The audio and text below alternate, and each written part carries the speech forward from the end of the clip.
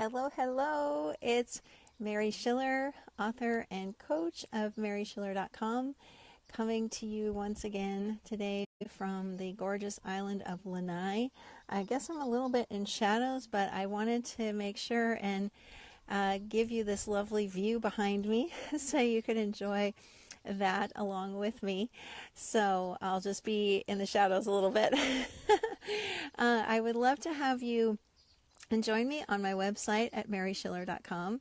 I give you 2 free audios if you subscribe to my email list, and I send occasional messages of help and hope, and hopefully we can connect that way. I'd love to see you there. I see some hearts floating by. That's really cool. Thank you. I wanted to check in with you today because as I have been here and as I've had some time to just kind of reflect on things, I have really come to see how crucial it was for me to realize that my feelings didn't matter at all. And I'm bringing this up again because it seems like a crucial piece that helped me to change the way that I experienced my life. As I have mentioned before, my life pre coming across these 3 principles was pretty dark, I have to say. I had moments of, joy, and I had moments of happiness, but overall, my life experience was pretty poor. Hi there, Antonia. Thank you. Aloha to you too.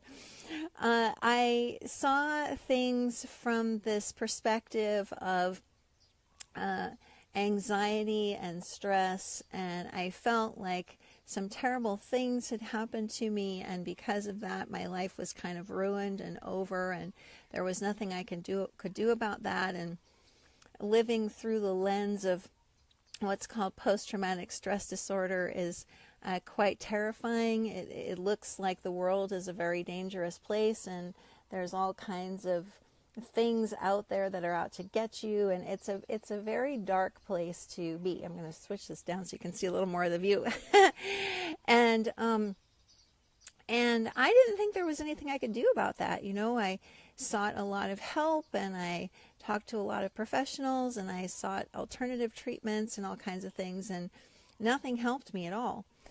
And what I really started to see that was the main shifter in all of this was that none of those feelings that I had that had been labeled problems were actually problems. And I can get kind of emotional about this because, when you're told for literally decades of your life that a certain set of feelings you have is a problem, and that it's such a problem that it is a mental illness that you'll never recover from, things look pretty bleak. I really felt like my whole system, my whole self was completely broken. And, it's not hard to imagine having that impression when everyone is telling you that. When everyone in a position of authority is telling you that you are essentially broken.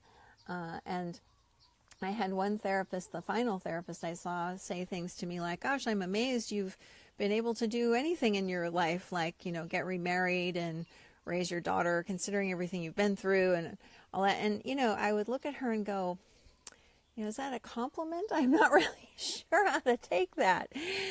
And so when I came across these 3 principles in 2014, and I started to see through this illusion that there was some kind of problem with my feelings, it was just so obvious to me that there wasn't. That human beings are actually designed to have feelings. We're designed to have a full range of feelings. And as I said in another video, the sort of time limit that we arbitrarily put on these feelings before they start to become problems is completely mad to me. It makes no sense at all, because it seems to me that that's how human beings are designed, that we're supposed to have feelings and we're supposed to have all different kinds, and we are allowed to have them as long as they stick around, as long as the thoughts are there, and all of that. It's all fine. And now people will say, well, I don't really like feeling anxious, for example. I don't really like feeling stressed. And I can relate to that too, because I was constantly looking for a way out of those feelings. I wanted someone to tell me what the hell to do to get rid of these feelings of anxiety and stress. And what happened instead of that was I realized a couple things. One was that those feelings had nothing to do with me. They weren't sort of a definition of who Mary Schiller was. That was completely ridiculous. And secondly, that they weren't hurting me, that I could sit with any of those feelings. I could sit with any level of anxiety. I could sit with any level of stress. I could just be with it, and it was fine. Whereas before, I felt like I was kind of fighting with it, trying to wrestle it to the ground, which obviously is not possible since thought doesn't have any form to it. The fact that we believe we can do something about it is really kind of silly to me now. And so really seeing that my feelings weren't problems, that they didn't matter, that they were really a gift from whom or whatever that was given to me when I came into this human form that I'm in, seeing that I didn't have to do anything about them, and that the less I cared about them, the better I felt. I mean, that was life transforming in a way that is difficult to describe to you. And I also wanted to say today that the circumstances of my life, while they are not the determiner anymore, they don't look like they have anything to do with my sense of self or my happiness or anything.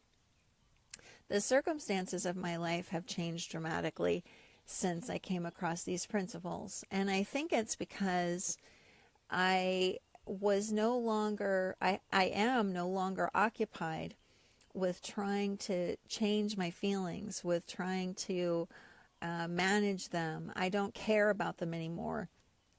For example, yesterday I was in this beautiful spot and I was feeling a little bit down. And I thought, well, that's interesting. Here I'm in this beautiful place. I'm feeling a little bit down. Oh, well, so what?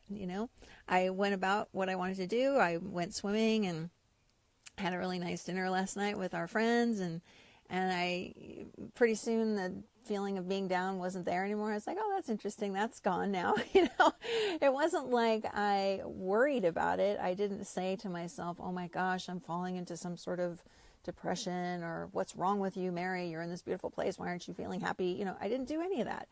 I don't care anymore what I feel from moment to moment or day to day. It has no real impact on how I live, what I do, nothing.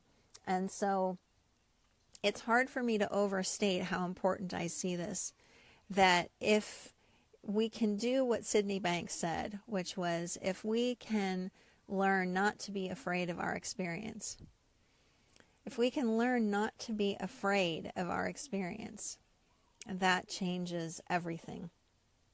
And that is what I learned. I learned not to be afraid of my experience, because that's how we're made. We're made to have emotions. We're made to have fear. We're made to have everything. Hi, Meta. Thank you for joining. And so if we can learn that simple thing, that we don't need to be afraid of our experience, that these feelings we have don't matter, and that they aren't telling us something significant about our life or our mental state or anything like that, it changes everything. And like I said, I think that having some understanding of this has helped me to make dramatic changes in my life circumstances as well.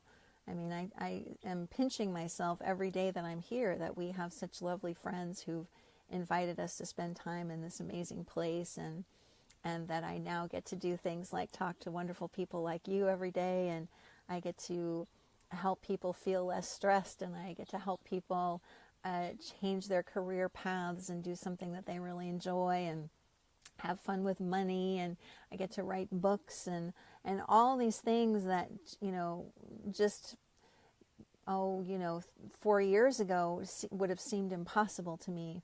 And now nothing seems impossible. And a lot of it is because I no longer fear my experience. I no longer care what my feelings are. And I hope that that message is coming through to you. And I would love to hear your thoughts and comments. So please feel free to share them wherever you're watching this video. And of course, you can always get in touch with me. My email address is mary@maryschiller.com. I hope you have a lovely day or evening wherever you are in the world. And for now, I'm going to say aloha. Bye now.